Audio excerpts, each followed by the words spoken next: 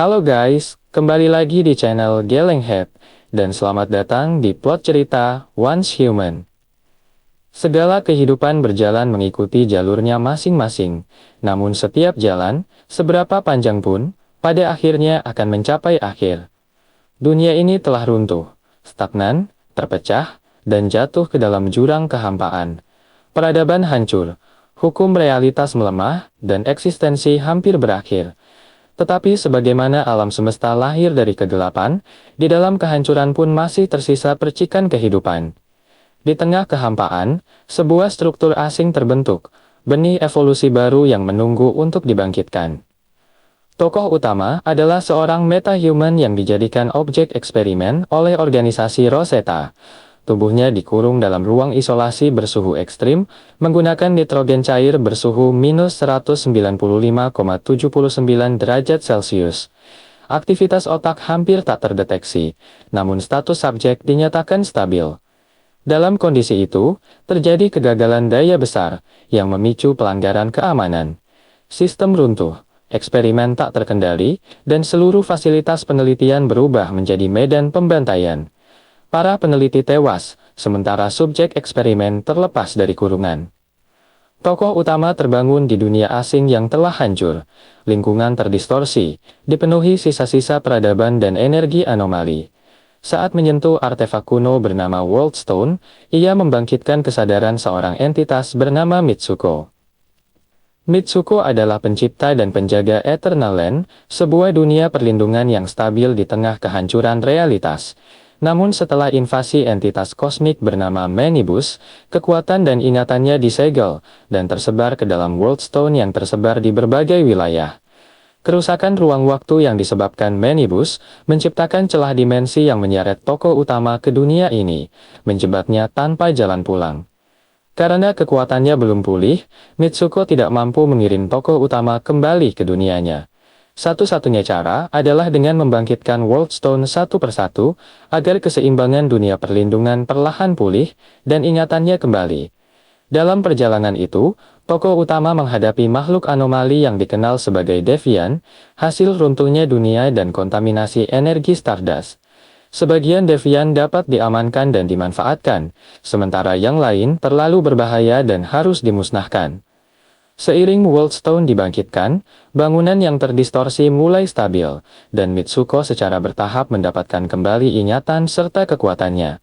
Ia mengungkap kebenaran, jalan pulang tokoh utama telah disegel oleh Manibus. Untuk membukanya, Manibus harus diamankan. Namun dengan kekuatan yang masih terbatas, Mitsuko membutuhkan bantuan tokoh utama untuk menghadapi ancaman tersebut. Pada klimaks pertama, Manibus hampir berhasil diamankan, tetapi pada saat terakhir, ia melarikan diri ke dimensi lain. Dalam pelariannya, Manibus memecah dirinya menjadi 12 abominasi, masing-masing memiliki kekuatan setara dengannya, dan tersebar ke berbagai dunia. Dengan demikian, satu-satunya jalan pulang bagi tokoh utama adalah menjelajahi dunia-dunia tersebut dan mengamankan seluruh abominasi itu. Sebagai pusat perlindungan dan titik awal perjalanan lintas dunia, Eternal Land dipulihkan. Tempat ini menjadi wilayah aman, stabil, dan sepenuhnya berada di bawah kendali tokoh utama. Eternal Land berfungsi sebagai pelabuhan aman, tempat berkembang, dan gerbang menuju dunia-dunia lain dengan hukum realitas yang berbeda-beda. Dalam perjalanan lintas dunia, tokoh utama ditemani oleh teman Mitsuko, seekor burung bernama Vi. Setelah dunia, ketika ingatan Mitsuko pulih, flashback ke insiden Rosetta. Setelah dunia hancur akibat Starfall, Rosetta melakukan eksperimen terhadap para metahuman yang berhasil bertahan. Salah satu subjeknya adalah Mitsuko, metahuman dengan kemampuan merasakan fluktuasi energi Stardust. Saat eksperimen berlangsung, terjadi reaksi energi yang tidak terkendali pada Mitsuko. Reaksi ini memicu gangguan besar pada jaringan energi dan protokol isolasi Rosetta.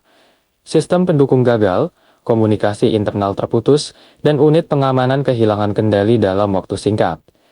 Akibat insiden tersebut, fasilitas penelitian mengalami kerusakan berat dan tidak dapat dipertahankan. Sejumlah peneliti tewas di dalam kompleks, sementara data dan rekaman kejadian sebagian besar rusak atau hilang. Kegagalan sistem juga menyebabkan ruang isolasi terbuka. Beberapa subjek eksperimen meta-human terbebas dan meninggalkan fasilitas yang telah runtuh, menandai berakhirnya eksperimen Rosetta, dan dimulainya fase baru di dunia yang telah berubah. Mitsuko tidak bertahan seorang diri. Setelah insiden Rosetta, ia diselamatkan dan dilindungi oleh Victor Hammett, salah satu penyintas Starfall. Pada saat itu, kondisi Mitsuko tidak stabil.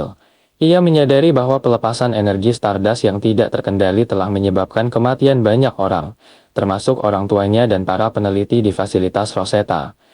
Kesadaran tersebut membuat Mitsuko menyalahkan dirinya sendiri. Ia mengalami tekanan mental yang berat, dan diliputi rasa bersalah karena telah membunuh orang-orang yang tidak berniat ia celakai. Frustasi dan ketakutan akan kekuatannya sendiri, membuatnya menutup diri dan kehilangan arah. Victor berperan sebagai pelindung sekaligus penuntun. Ia memahami bahwa penyebaran Stardust bukan sekedar bencana, melainkan tanda runtuhnya batas antar dimensi. Victor tidak melihat Mitsuko sebagai ancaman, melainkan sebagai korban dari eksperimen dan ketidaktahuan manusia. Ia membantu Mitsuko bertahan, menenangkan kondisinya, dan membimbingnya agar dapat menerima serta mengendalikan kekuatannya. Berkat peran Victor, Mitsuko perlahan bangkit dari rasa bersalahnya. Ia mulai memahami bahwa insiden tersebut adalah kecelakaan, dan bahwa kekuatannya masih dapat digunakan untuk melindungi orang lain di dunia yang telah kehilangan bentuknya. Berkat bimbingan Victor, Mitsuko mulai memahami kemampuannya sendiri. Ia belajar merasakan aliran Stardust, mengenali distorsi realitas dan memprediksi munculnya Deviant. Dari pemahaman inilah, Mitsuko menciptakan Deviant pertamanya. Sebuah kupu-kupu yang dirancang bukan sebagai senjata, melainkan sebagai perantara dan penolong. Deviant ini difungsikan untuk mencari dan membantu metahuman lain yang masih bertahan di dunia luar. Namun Deviant bukanlah makhluk yang sepenuhnya aman. Ketika tidak distabilkan, mereka memancarkan Stardust yang dapat memicu mutasi dan kerusakan realitas.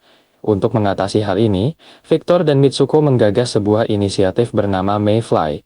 Mereka mengembangkan Cradle dan unit pengamanan untuk menahan, menstabilkan dan mempelajari Deviant, dengan tujuan menciptakan kemungkinan koeksistensi antara manusia dan entitas anomali. Mayfly berdiri sebagai upaya terakhir untuk memperbaiki kerusakan besar yang ditinggalkan Rosetta. Meski demikian, asal-usul Deviant masih menjadi misteri. Yang diketahui hanyalah bahwa mereka tidak tunduk pada hukum fisika dunia manusia, dan berasal dari dimensi lain yang disebut Rift Space.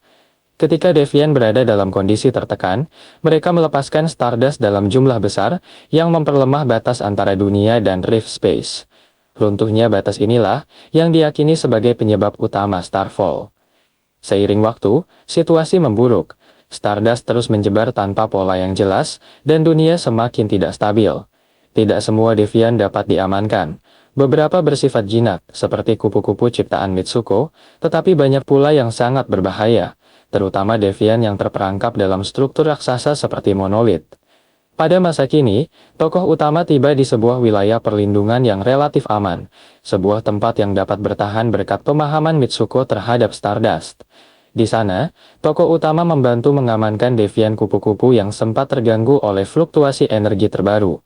Setelah distabilkan, Deviant tersebut menunjukkan afinitas kuat terhadap tokoh utama, dan menjadi pendamping awal dalam perjalanan. Namun ketenangan itu tidak bertahan lama. Sebuah Deviant dari dunia lain berhasil menembus batas wilayah perlindungan. Entitas tersebut bersifat agresif, dan tidak dapat dikendalikan.